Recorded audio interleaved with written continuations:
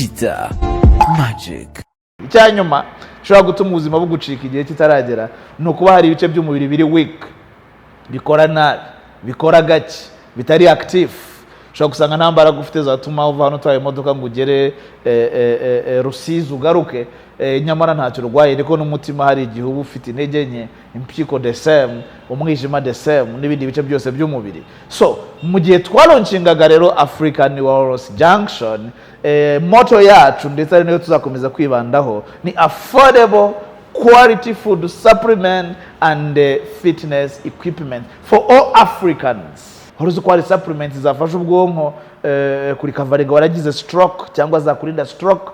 Horuzi ko hari supplements zagufasha kubahiriza inshingano z'urugo, umugabo prostate zikabyimbuka, sperm zikiyongera, imbaraga zikiyongera. Horuzi ko hari supplements zagufasha uri umugore kugira ubuzima bwiza, imisemburo igakora neza, ukabyara ntuba warugiye mu mihango, kandi ukaboostinga libido.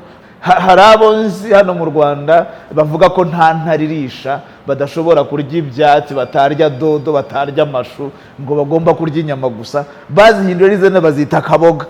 Ibibika imbaraga na amavuta, hari abavuga ngo amavuta ni mabi bagahita bayavaho completely. So uzabura ibibika imbaraga kuko fat and oil ni energy, ni store y'imbaraga, ni stock ya za mbaraga, niho tuma hava imbaraga. Ibintu bibuze completely ni ikibazo, niyo bibaye byinshi ni ikibazo, ariko ntibigomba no kubura nanone. Kurya ibitera imbaraga nijoro kirazira. Wowe guturya nijoro ibitera imbaraga, ugiye kurara uhinga, ugiye kurara urwana. Uko ibitera imbaraga ubiriye niko umubiri kubidigestinga bigusaba imbaraga nyinshi cyane. Nta urya ibijumba nijoro, nta urya imyumbati nijoro, nta urya ibinyabijumba byose uzi mwijoro. Inzozi zibaye impamo, miliyoni 2 gusa wagura ikibanza mu Rwanda, miliyoni 25 wubakirwa inzu yuzuye. Ufite inzu cyangwa ubutaka ugurisha, gana Marshall Real Estate nona. Cheetah Magic. Byari ibyishimo bikomeye kuboneka muri iriya nama mpuzamahanga UN Food System Summit yateguwe na Italy ndetse na Ethiopia, ikabera hariya muri Ethiopia kuri UN headquarters, aho twungukiyemo byinshi. Of course nituvuga food system wumvemo ibintu by'ingenzi bibiri bikomeye kugira ngo iyo food system ibe sustainable, irambe, ihazamo ensure food security. Hahandi uvuga ngo buri muturage yabonye ibyo kurya, buri muturage yabonye ibyo kurya kandi bihagije, muri make nta wishwe n'inzara. Reka mbibutse ko nka ambasaderi w'amahoro ku isi, ntabwo tureba amasasu, amacumu, intambara gusa, oya, ahubwo burya wabuze n'ibyo kurya uba wabuze amahoro. So ntabwo rero insecurity ari amabombe gusa, insecurity yo mu mubiri mbere washonje wabuze ibyo kurya, nabyo ni ikintu gikomeye. Natene nzira nama rero nka Global Peace Ambassador, aho twari kumwe n'abayobozi b'ibihugu bitandukanye, twari kumwe na His Excellency Prime Minister of Ethiopia, twari kumwe na His Excellency Prime Minister of Italy, Ubutaliyane, His Excellency the President of Kenya, Dr. William Ruto, twari kumwe kandi na President of Somalia, twari kumwe na Secretary General wa UN, hari n'abandi bayobozi batandukanye ba Vice President ndetse n'abandi. So ngarutse kuri gahunda y'inama cyangwa ikigendererwa cyayo, yari food system. Ingingo ya mbere nyamukuru nkuko nayigarutseho ikaba ari guti byo kurya bitabura kuri buri wese, of course muri Afrika ariko no ku isi muri rusange, kugira ngo abantu bakomeze bafite security y'igifu. Insecurity y'igifu yakurwaza, insecurity y'igifu yakwica, insecurity y'igifu yagutera ibibazo bikomeye. So gutera umuntu yagira ya security y'igifu. Reka mbabwire ko food system it is everyone's business. Ni business ya buri wese, nawe irakureba, kuko iyi nizamo guhinga, nizamo gutunganya production processing, nizamo distribution, nizamo consuminga, gucuruza n'ibindi. Jesimpinga nta nubwo nkora production, ariko nkora distribution. Ndanguza ibyo kurya, ndanguza ibifasha abantu, ariko tujye gutangira na production, processing no kubitunganya. Ntabwo rero ari ibyo kurya bisanzwe gusa kugira ngo turwanye umutekano wo mu gifu mubi kugira ngo umere neza, ahubwo aho hazamo promote nutrition and health, kubekinga sure noneho ko abantu ibyo bariye bitaraza kuba intandaro y'urupfu. Ari nacyo nakuyemo nka expert mu mirire, nk'inzobere mu bijyanye n'imirire ya muntu wabyize, yaba bachelor's degree, masters, PhD muri public health, ariko nga specializinga mu mirire, akaba ari business imazemo imyaka myinshi. Ijisho ryanjye ryarebaga ahantu hamwe gusa, ibi byo kurya bavuza aba president, aba prime minister, abayobozi bakomeye birahagije? Ntabwo bihagije, nabo bagakubisemo ko noneho na diet ari ingenzi, nutrition ari ingenzi, ubuzima ari ingenzi, kurya ibyubaka ari ingenzi, kurya ibyuzuye ari ingenzi, bikaba indyo yuzuye. Nituvuga indyo yuzuye, wumvemo ibitera imbaraga, wumvemo ibyubaka umubiri, wumvemo ibirinda indwara, wumvemo ibibika imbaraga. Nituvuga ibirinda indwara ni vitamins and minerals, ni za mbuto, ni za mboga, nizo zitanga izo ntungamubiri ndetse n'imyunyungugu birinda indwara. Niba utabirya uzarwara. Hari igihugu na bayimo igihe kinini cya Uganda, aho abagabo b'igice nari ntuyemo bataryaga rwose imbuto, bavugaga ko imineke ari iy'abana n'inyoni, bavugaga ko imbuto ari iz'abana n'abagore. Niba nawe ari ukutekereza, uri mu bibazo bikomeye. Hari abo nzi hano mu Rwanda bavuga ko nta ntaririsha, badashobora kurya ibyatsi, batarya dodo, batarya amashu, ngo bagomba kurya inyama gusa. Bazihindura izina bazita akaboga. Oya, muri ziriya mboga niho haboneka za ntungamubiri twavuze na ya myunyungugu, kandi ibyo bikarinda indwara muri cya cyiciro gikomeye. So ibibika imbaraga ni amavuta. Hari abavuga ngo amavuta nimo bagahita bayavaho completely. So uzabura ibibika imbaraga, kuko fat and oil ni energy, ni store y'imbaraga, ni stock ya za mbaraga, niho tuma hava imbaraga. Ibintu bivuze completely ni ikibazo, niyo bibaye byinshi ni ikibazo, ariko ntibigomba no kubura nanone ku rugero rukabije. So hanyuma tuvuze proteins cyangwa se ibyubaka umubiri, niho hazamwo nyine ibi bihingwa za soya, ibishyimbo byumye, za chia seeds, ariko babwire ko no kubikomoka ku matungo, amata, inyama, amafi, harimo proteins kandi cyane. Hari igihe rero tukubuza inyama zitukura, amata y'inshyushyu, proteins ukaba ugomba kujya kuzishakira muri biriya bindi by'ibihingwa biva ku bihingwa. Ibitera imbaraga rero ibinyamisogwe n'ibinyabijumba ndetse n'ibinyamasukari, bya bishyimbo, y'amashaza, bya bijumba, y'amateke, hakanazamwo y'amasukari, yaba ava mu mbuto, yaba ibisheke, imitobe, yaba n'isukari isanzwe nyasukari. So mbere yuko mvuga ngo uretse amasukari n'ibindi, banza umenye niba ufite carbohydrates, ufite ibitera imbaraga bihagije mu mubiri wawe, kuko ibi nabyo birakenerwa kugira ngo umubiri ukore neza. Bibutsa akantu kamwe nzanagarukaho ndi ku mirire cyane, kurya ibitera imbaraga nijoro kirazira.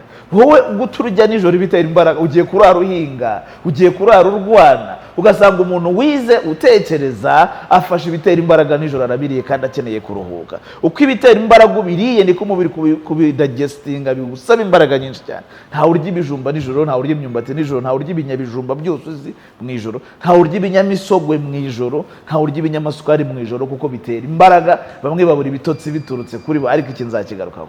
Ngaruke aho nitaye kuruta ahandi, ni muri ya nutrition, ni muri ya diet. Turi muri UN food system, niho ijisho ryanjye ryarebaga, niho na projectingaga, ariko bahakomozaho bose, yaba umuyobozi mukuru wa UN, yaba ba prime minister bombi, yaba ba president bari bahari, bagarutse kuri diet. Tuyivugeho rero, kuri diet abantu bagomba kurya neza kandi cyane ibyo kurya. Ariko mbibutse ngo nyuma y'ibyo kurya bisanzwe, nyuma y'imirire, haje ikindi cyitwa inyunganiramirire. Ndashaka rero inyunganiramirire ntimuzitandukanye cyane n'ibiryo, kuko abantu benshi inyunganiramirire iyo bazibonye ziri mu format y'ikinini bahita bazisunikira mu miti aho kuzisunikira mu byo kurya. Ntabwo zitwa medication, ntabwo ari imiti, ntabwo ari drugs, ni inyunganiramirire, ni food supplement byunganira ibyo kurya. Kubera icyo uzikeneye rero, burya umubiri wawe urabikeneye, kuko akenshi turya nabi. Usanga turya ibyo kurya byagiyemo za fumbire mvaruganda, kandi irena n'ipeka birica. Usanga turya ibyo kurya byatewemo ya miti yica ubukoko, kiyodani na detane. Nushaka kwiyahura n'ibyanywa, ariko za mbuto za mboga byatewemo. So ugasanga bya byo kurya turiye ntabwo bigize umusaruro uhagije mu mibiri yacu. Nibwo ubura amaraso wariye ibyongera amaraso, nibwo ubura vitamine z'ubwonko wariye bifasha ubwonko, nibwo ubura imyunyu mu magufwa wariye ibyongera imyunyu mu magufwa, nibwo ugira ibibazo by'imisemburo ya kigore cyangwa ya kigabo kandi wariye ibyongera iyo misemburo. hakenewe food supplement, inyunganiramirire. Challenge nuko zihenze cyane. Yaho navuze food supplement abantu baho ni iby'abakire, birahenda pe. Aho nta namwe wabona mu Rwanda, muri Afrika food supplement iri below, iri hasi y'ibihumbi 20 by'amanyarwanda, akamaki ko gutangiriraho. Twazanye rero inkuru nziza ari nayo twalaunchinze muri side event nyuma y'inama ya UN. Twagize side event nka Goodrich Mega Business Group. Side event yacu yari yo kulaunchinga ikintu gikomeye. Side event yacu yari yo kushyira umusingi, itafari ku kintu gikomeye cyane cyo kugeza inyunganiramirire kuri buri munyafurika wese ku giciro kijyanye n'ubushobozi bwe, aho tubizeza ko ubu guhera ku 10,000 by'amanyarwanda, guhera ku $7 wabona inyunganiramirire nziza zafasha ubuzima bwawe. Aho vuba nidutangira kubikorera muri Afrika, dutangira kubikorera mu Rwanda, zizamanuka zikagera no ku 5,000. Ukeneye inyunganiramirire, food supplement zongera amaserire, zifasha umubiri, ziguha kugira ibikenewe byose mu mubiri, kuko hari indwara zituruka kuba ari byo wabuze. Igisubizo cyabonetse aho twalaunchinze African Wellness Junction. African Wellness Junction ikaba initiative yaturutse hano iwacu mu Rwanda muri Goodrich and Mega, ikalaunchingerwa muri hoteli ikomeye cyane, imwe mu za mbere ku isi, Ethiopian Skylight Hotel. Ethiopian Skylight Hotel nk'uko mutubona naho twari turi. So byabaye ngombwa ko dutumira abahagarariza guverinoma zitandukanye bari hariya, byabaye ngombwa ko duhamagara abikorera ku giti cyabo, byabaye ngombwa ko duhamagara abambasaderi batandukanye, byabaye ngombwa ko duhamagara inshuti kugira ngo duhure muri iyi launch, duhana ibitekerezo, tujye inama ndetse twumva uko bakira igitekerezo. Byabaye byiza cyane ku itariki 29 ubwo na launchingaga African Wellness Junction, aho umuntu azajya abona affordable food supplement. Not only affordable, quality also. Zizaba zujuje ubuziranenge, zizaba zihendutse kandi buri wese yazigondera. Yaba izifasha ku bana bato, yaba badakura kugira bakure neza, izifasha ku bantu bakuru, izifasha uruhu, izifasha ku misemburo y'abagore, izifasha ku misemburo y'abagabo, izifasha amagufwa n'ingingo, izifasha amaso kureba neza, izifasha abafite ibibazo by'imisatsi, izifasha abafite ibice by'umubiri bashaka kugabanya, hari uzajya ushyiraho bigabanuke completely, izifasha ibice by'umubiri bishaka kongerwa, hari supplements zishobora gukora ibyo ziri kumwe na phytomedicine, ubuzima bukagenda neza kurutaho. Twalaunchinze dufite muri stock products 7, ariko turabamenyesha ko ubu dufite catalog yacu irafi kurangira, irimo product 376. Product 376 ntabwo waburamo iyawe. Wijya hariya ngo upfe ngo bambwiye ko mfite cancer ngo nayindi option. Hari supplement zikora kuri cancer, zubaka cellule zikabancha, za stem cells rejecting cellule ziri cancerous, ubuzima bukongera bukagenda neza. Wikwiheba ngo bambwiye ko nazabyara, hari supplement zikora ubuzima bwahinduka completely. Wikwiheba ngo jewe hari party yanjye nireka ngende bayibage. No, before you go for operation ushaka kugira n'ingaruka, hari product wafata, hari yo wakwa applyinga ku gice ushaka ko kigabanuka cyakiyongera, ubuzima bukagenda neza kandi cyane. So turi muri Afrika yose rero, turebe nka African Wellness Junction ahazahurira ibintu byinshi byiza. Wadukurikira kuri social media zacu zose, yaba TikTok, yaba YouTube channel, yaba X cyangwa Twitter, ni African Wellness. African birimo ka ya Kigali aho kuba ca, nkuko ubona byanditse ni African Wellness. Ubundi dufollowing ubone ibyinshi byiza kandi ukeneye. Mu gihe twalaunchingaga African Wellness Junction, ntago twibanze kuri product gusa, twibutse ko hari ibintu bitatu bituma umuntu apfa.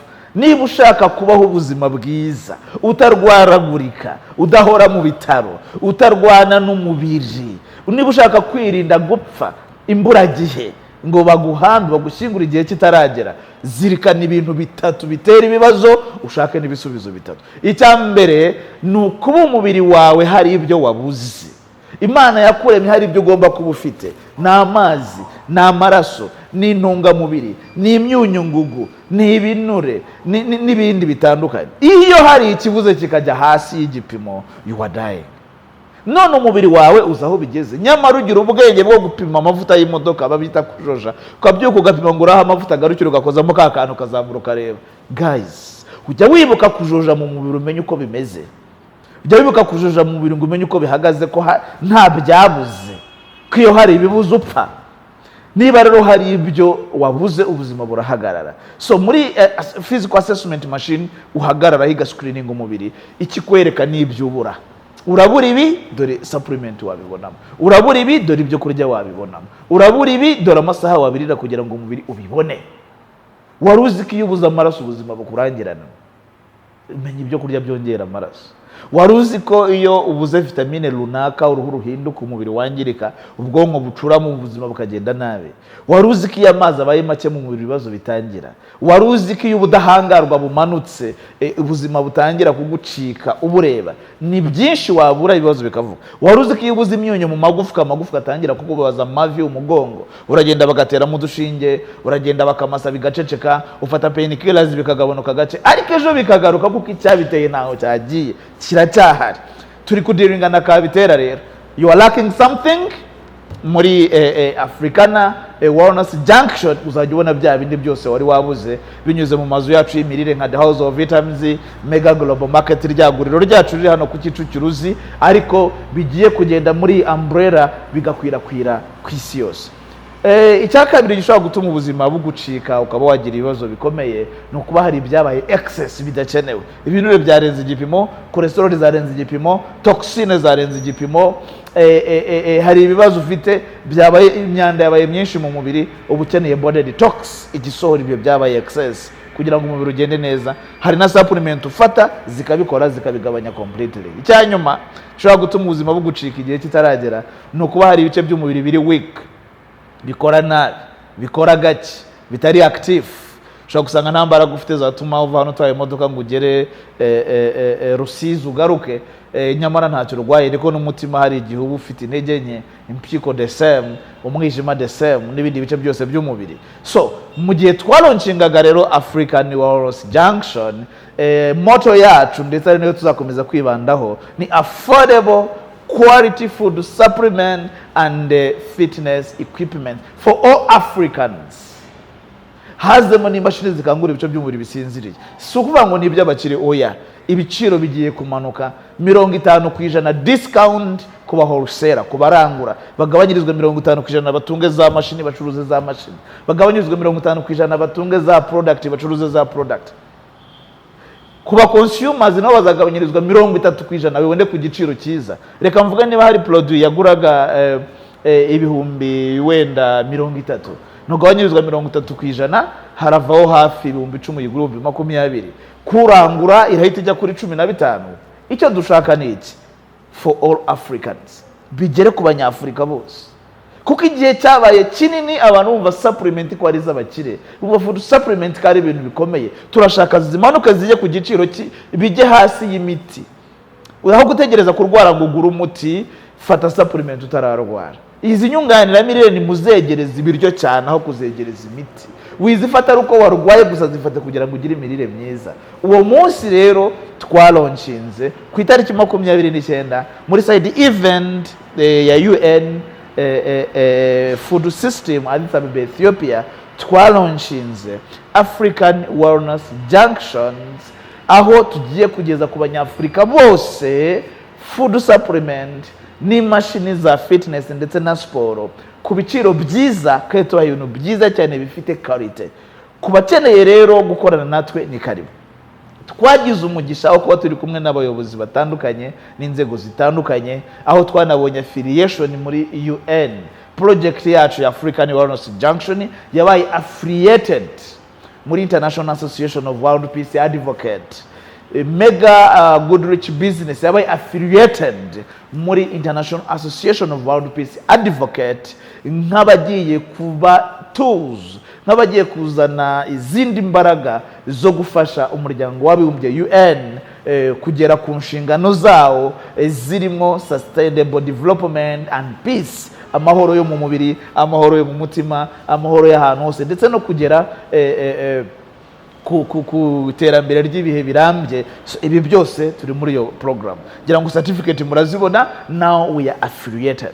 Aho waba uri hose muri Afrika turaje, aho waba uri hose mu gihugu cy'u Rwanda nayo waba urimo turaje.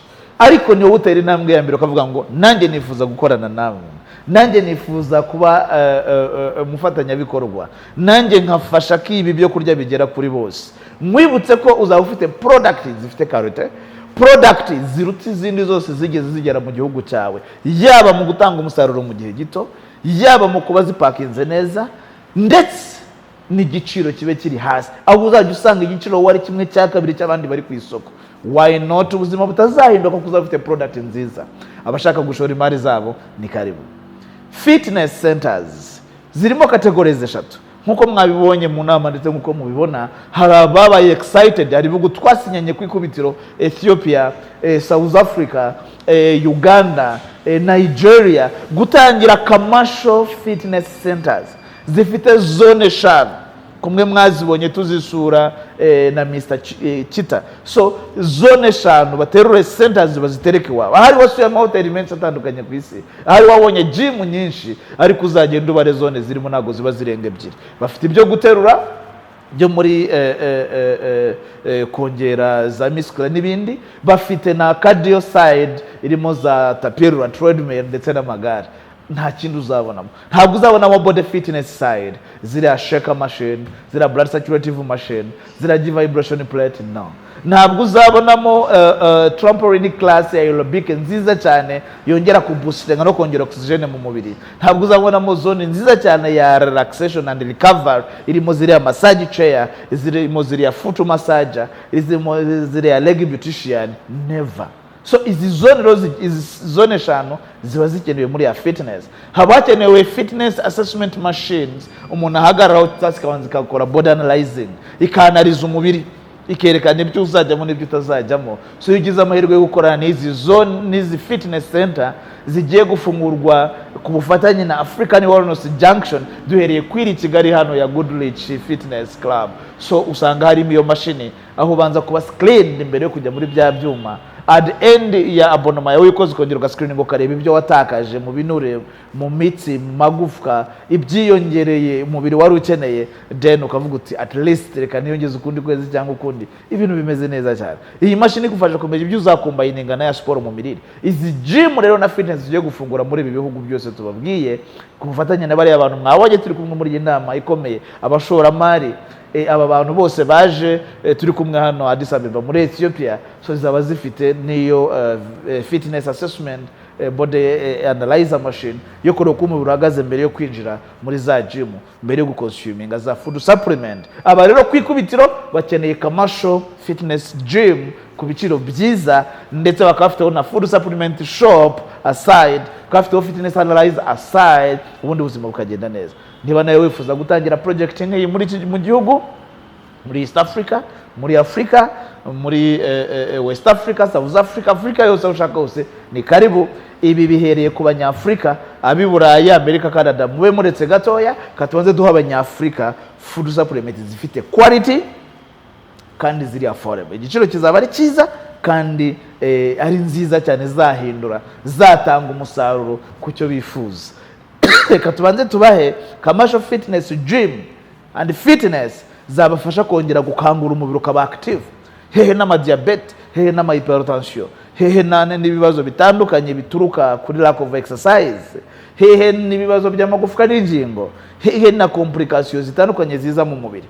Twaganiriye kandi muri iyi nama ibijyanye na medium gym at worker price. So aho tukangurira abakoresha bafite ibigo bikomeye, ibigo bya leta n'iby'abikorera, n'ufite abakozi barenga 20, usanzwe batangira ubwisungane mu kwivuza bamaze kurwara, bashyirireho na prevention y'izo ndwara. Muri metero kare nkeya twahashyira fitness gym iri medium, abakozi bawe bakwenjoyinga mu buzima bukagenda neza. Hari n'ibigusanga bisanzwe bibishyurira ayo mafaranga ya gym ahantu runaka, ariko ugasanga bagiye muri gym wenda ntibabona uko bagera bica akazi, abandi bajya muri gym kuwa gatanu gusa, no, byakabaye gatatu mu cyumweru byibura bishobotse kandi iminota runaka, ariko ziraho ku kazi bajya muri gym ku gihe. N'umusaruro wawe mukoresha kuba abakozi bawe babona fitness and gym at workplace, kuko bazatanga n'umusaruro uko bazaba batekereza neza. Ntabwo uzasanga basinzirira kuri computer, ntabwo uzasanga basibye kubera kurwaragurika. Gusa bimushya bizaba gake, kurwaragurika bizaba gake, kubapfusha bizaba gake. Save their lives, utangiza a medium fitness gym at workplace. Tuzaba dufite kandi na small fitness at your home. Gute wubaka inzu ya miliyoni 100 ariko ukibagirwa gushyiramo ka fitness center muri metero kare 30 karimwo za mashini. Ikintu wakita igihe wubaka icyambere ugomba gushyiraho imbaraga nyinshi ni igikoni kugira ngo muzarye ibyo kurya bimeze neza cyane. Icyaka ugomba gushyiramo imbaraga ni fitness center, ako ka gym kameze neza, deni na kasabuna gato ku ruhande kubakishijwe pink salt, uyu munyu uri pink tugiye kuzana hano mu Rwanda vuba, ukoze mu block ameze nka block sima, tukubakira icyumba cyiza tukabizana muri side y'amatara ukabikoresha ari nk'amatara muri karika tufasha ku bintu bitandukanye. Tuzazana ari umunyu wo gukoresha ku meza wo kurya, tuzazana ari umunyu wo gukaraba bath salt. So ibi nabyo bizaba biri muri package ibyo tugiye gutanga muri African Wellness Junction. Rero byari byishimo bikomeye, ngira ngo comments ibibazo ibisubizo murabibona. Aba bantu twari kumwe bari very excited. So akaturi ku mutima rero uyu munsi navuga ngo ni ibyishimo, navuga ngo ni umunezero, navuga ngo nishimwe rikomeye kuko byibura projet twatekereje imyaka byinshi, icyatujyanye mu mashuri tukiga cyane, ibyo tumaze igihe dukora connection n'inganda zitandukanye, ibyo tumaze igihe dushora amafaranga yacu mu nganda zikora izi supplement hirya no hino ku isi, aho dufite imigabane itandukanye mu nganda zikora aya mamashini hirya no hino ku isi. Noneho ya mamashini yacu agiye yatangira guproducinga ikintu gifite umusaruro, aho abanyafurika dushaka ko bakanguka biciye muri iyi program, aho tugiye gufatanya na UN ndetse n'izindi nzego zitandukanye tukumvisha abantu bose ko imirire food system ari business ya buri wese. Kwandika atari kurya ngo wazi igifu gusa, ahubwo no kurya nutrients, supplements, diet bikurinda kurwara, cyangwa byafasha wamaze kurwara kuri kavaringa vuba kandi cyane. Horuzi ko hari supplements zafasha ubwonko kuri kavaringa waragize stroke cyangwa zakurinda stroke. Horuzi ko hari supplements zagufasha kubahiriza inshingano z'urugo uri umugabo, prostate zikabyimbuka, sperm zikiyongera, imbaraga zikiyongera. Horuzi ko hari supplements zagufasha uri umugore kugira ubuzima bwiza, imisemburo igakora neza, ukabyara ntuba warugiye mu mihango kandi ukaboostinga libido. Horuzi ko hari supplements zifasha abana gukura neza, ubwonko bukidevelopa ku kigero cyiza cyane. Horuzi ko hari supplements zafasha amagufwa n'ingingo ntihongere kugira ibibazo bitandukanye. Horuzi ko hari supplements zafasha urwego rugasa neza, aho gukora makeup y'inyuma ahubwo akora makeup y'indani inside, akenshi biza kuri uko biba byaturutse imbere. Waruzi ko hari supplements zagufasha kugira umusatsi wari waratangiye kugenda. Waruzi ko hari supplements zagufasha ku bintu bitandukanye uhura nabyo mu mubiri binyuze mu kubaka selule zigaha tissue zigaha organ, then ubuzima bukaba butaraga. Hamwe na African Wellness Junction ubuzima buzagenda neza. Byari ibice bibiri rero by'inama, aho ku itariki 28 twari muri UN headquarters hari Addis Ababa Ethiopia, hafungurwa ku mugaragaro iyi nama ku nshuro ya kabiri. Nkuko nababwiye hari abayobozi bakomeye, Prime Minister wa Ethiopia, Prime Minister wa Italy, the President of Kenya, the President of Somalia, Vice President of Uganda, Vice President of Nigeria, umuyobozi wa UN n'abantu, umuyobozi wa African Union Commissions ndetse n'abandi batandukanye. Byari byishimo ndetse twingiyemo byinshi, tunungukiramo byinshi. Ku itariki 29 tugira side events aho Goodrich Mega ya launchinze, yamuritse project nini cyane ya African Wellness Junction, ndetse itiba affiliated muri International Association of World Peace Advocates mu gufasha UN muri peace and sustainable development, aho turi recommended hirya no hino ku isi gukora iyi project kandi neza cyane. Ikazaba igamije kugeza ku bantu b'abanyafrika bose inyunganiramirire cya food supplement zifite karite kandi ku giciro cyiza cyane, ndetse aho tubizeza ko vuba cyane inganda ziba ziri mu bihugu byayo. Dushobora gutangira dukorana tugusuplyinga supplement tukazigeza ku baturage b'igihugu cyawe, bikarangira tuzanye uruganda kandi tugapataninga nawe. So buwa mbere kuko mu gihugu tuzajya dufata umwe, mu kindi dufata umwe, mu kindi dufata umwe. Buwa mbere kuko mu karere tuzajya dufata umwe, niba hari akarere ushaka guhagarara hano mu Rwanda, start now. N'uruganda nirutangira, of course uzaba uri umwe mu bafatanyabikorwa bacu. ntabwo ari supplement gusa, even fitness machines urashaka kuzicuruza, so reka tuguhe stoke aba ari uzigeza ku baturage bakwegereye. Portable fitness machine aho mbabwira ko zizaba ziri ku giciro cyiza nazo, aho ku mafaranga make watunga imashini wawe mu rugo ya fitness ifasha gukangura umubiri, ifasha kugira ibyo yubaka, ifasha kugira ibyo isana, kandi ku giciro cyiza kitari kinini. So turabanza dukore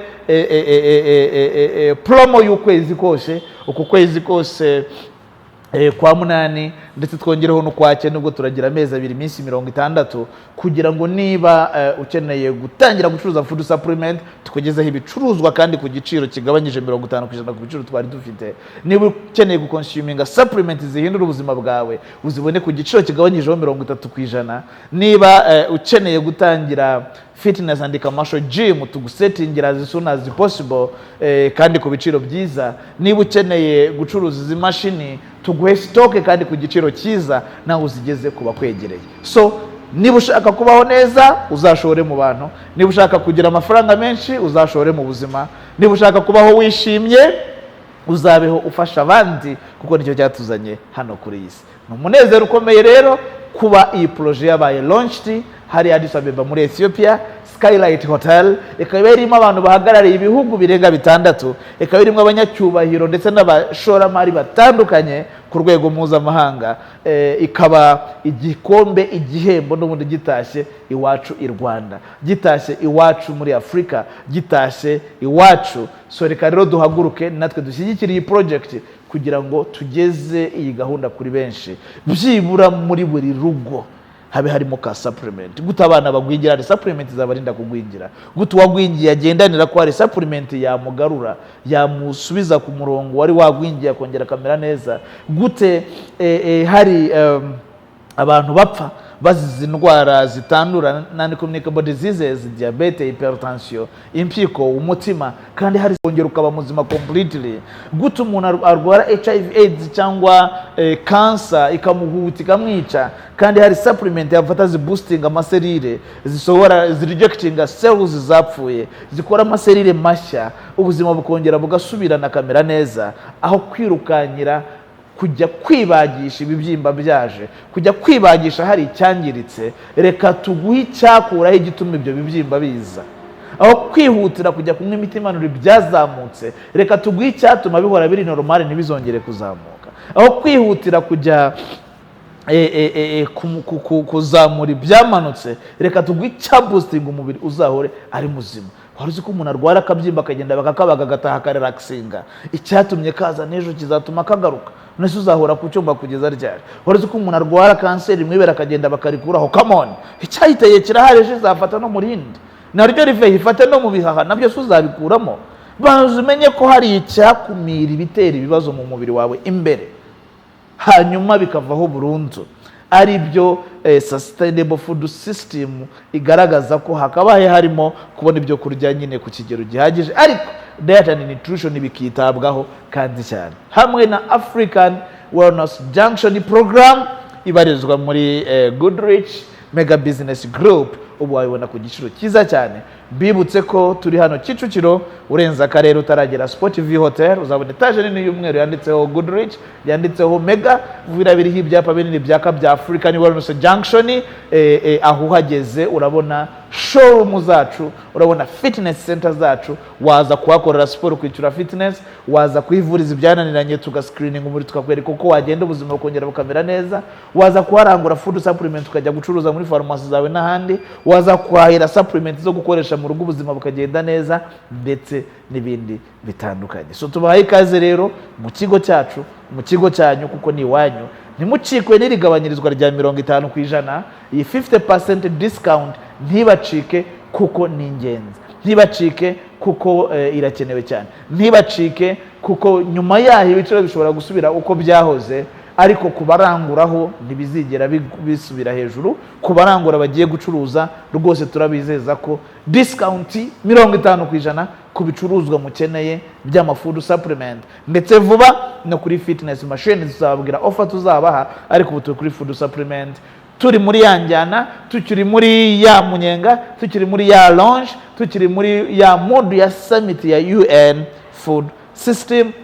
ku bufatanye bwa Italy ndetse na Ethiopia, tukiri muri ya mood ya launch ya African Wellness Junction yabereye hari Addis Ababa muri Ethiopia Skylight Hotel, aho byari byishimo kandi bitangaje. So tubararikiye rero gukomeza kurikira ibiganiro byacu, tubararikiye guhamagara kuri izo nimero mureba kuri screen zanyu, izo telefone murebaho nizo wahamagara ukatugeraho hanyuma tugakorana.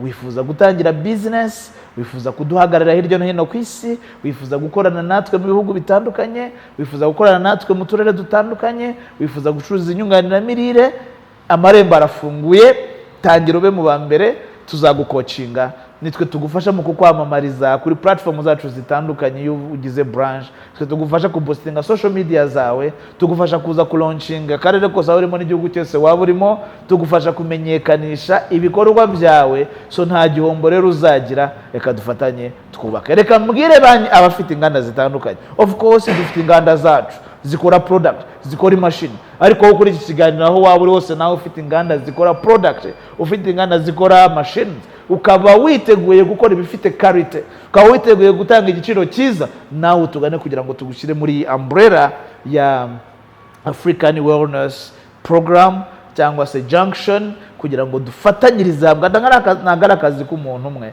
ni akazi ka twese, kuko food system it is everyone's business. Duhuza amaboko, duhuza imbaraga, nidufatanya indwara tuzazirwanya, nidufatanya imirire myiza izagera kuri bose, nidufatanya supplement buri wese azazibona.